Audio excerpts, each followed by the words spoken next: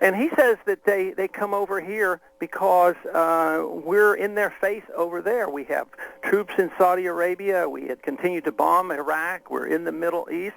And that he does believe Osama bin Laden when Osama bin Laden writes the precise reasons why he is so annoyed. And we have to look at everything that we do in another country as if somebody was doing that to us. Can you imagine how the American people would rally together if anybody dared do anything like that? What if we had a foreign government in our country whose purpose was to get regime change and kill our president? We would have no division. So this is why this whole thing is so foolish, because right now we're trying to overthrow and have regime change in Iran.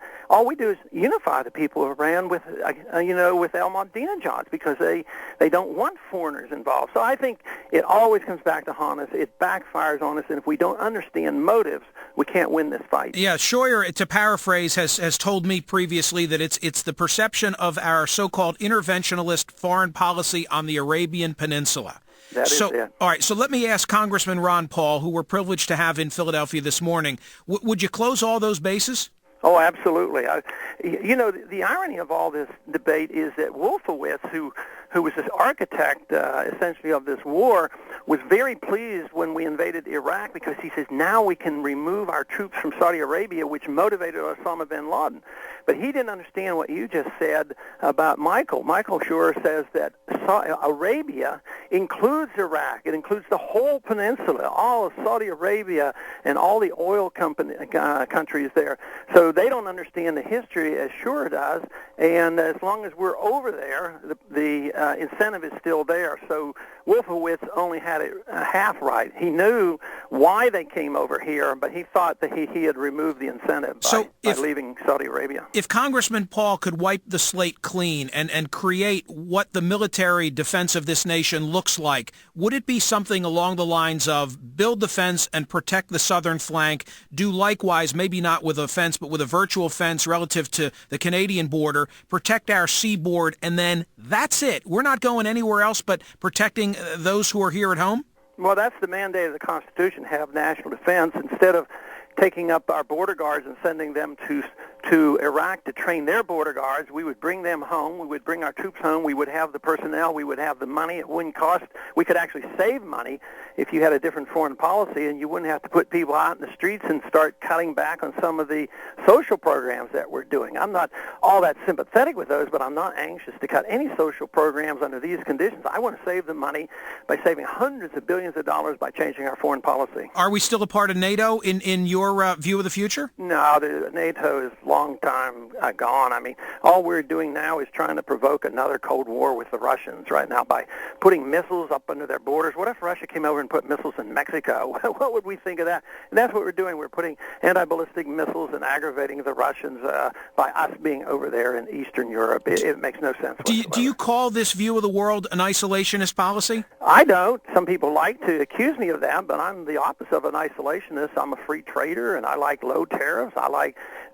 travel, and I like to be friends with everybody. I think what we have today is diplomatic isolationism. When you think about it, we have more enemies and less allies than ever before. We go it alone, and I think we have become an isolationist nation, but my position is a lot different than that.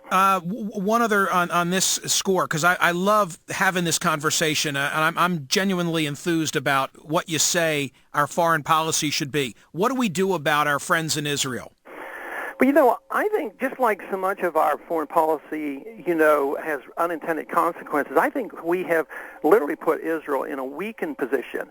Israel can take care of herself. She has 200-300 nuclear weapons. Nobody's going to touch her. She can take care of anybody over there.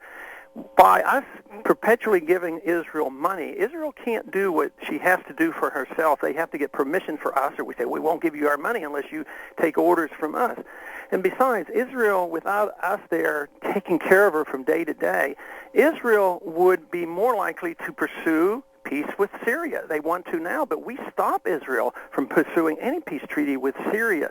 So I think on the long run, we harm Israel. A lot of people won't accept that, but I sincerely believe that. And Israel's very, very capable. The whole problem is with my position. I say, oh, you don't care about Israel, but if what I say could possibly be true, we may be doing more harm to Israel than good. Well, under what circumstances in Ron Paul's view of the world are we committing troops to any controversy around the globe? Well, we should follow the Constitution. If you commit troops, you're going to war. You should never do it without full support of the Congress, and that means the people were supporting it. That's why I was trying to demand the vote on going to war, a literal declaration of war before Iraq, because then we'd have no excuse for fighting among ourselves and politically arguing about should we and was it mismanaged and all the things that are going on now. So if an episode occurs with Israel or Taiwan and the Congress decides that it's in our national security interest to do it, then we do it precisely and overwhelmingly and get it over with. I would still always lean toward the position that most of the interventions militarily are unnecessary.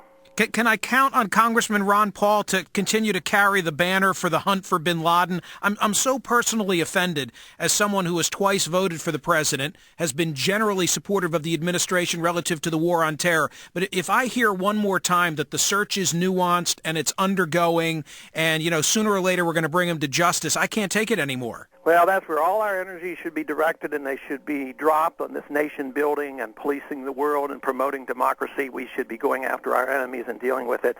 This should have been taken care of a long time ago. All right, so you'll bring this up in the future debates? Absolutely. Why don't you come to Pennsylvania? We could spend some time in Philly and let you meet some of our listeners. I'll bet that'll be on our schedule one of these days. I don't have it on our schedule yet, but it's going to be. All right. Well, Congressman Ron Paul, it's great to have you in Philly, your home state, if only for a couple of minutes. Thank you. Thank you, sir. Good to be with you. Bye-bye. All right.